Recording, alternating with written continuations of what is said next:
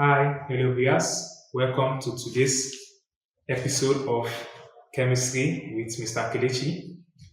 Okay, we have a question here. The question says the pressure exerted by 100 cm cube of oxygen gas at 35 degrees Celsius is 750 millimeter mercury. What will be the volume of the gas in cm cube if the pressure is increased to 1000 millimeter mercury at constant temperature?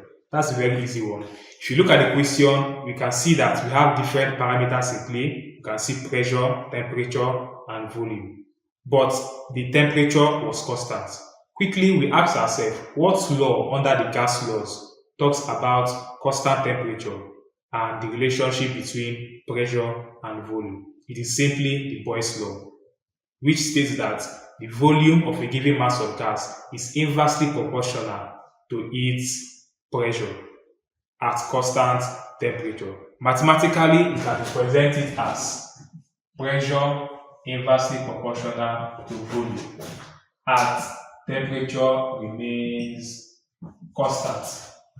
But if you look at the question also, we notice that it doesn't have just one pressure.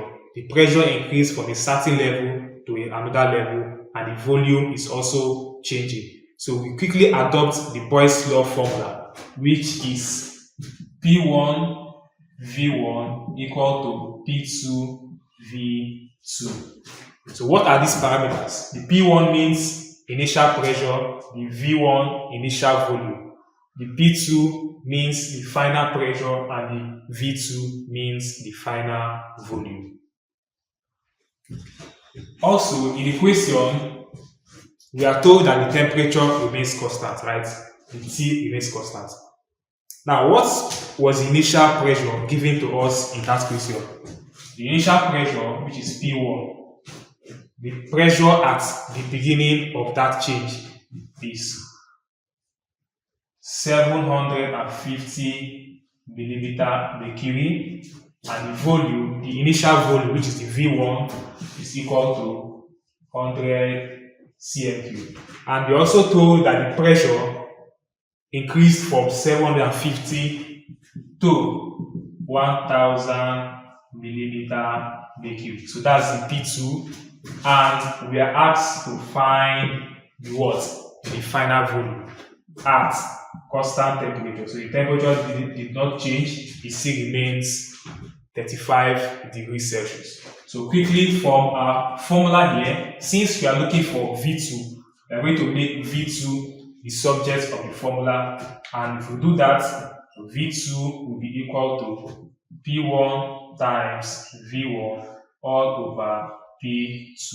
Now let's quickly plug in our parameters in our formula and solve for V2. So P1 is 750 times our V1 is 100 all over our P2, which is 1000. So if we simply simplify that, we find out that our V2 is equal to 75. So what's the unit for volume? The unit for volume is cm. So our final answer there is V2 equal to 75 cm cube.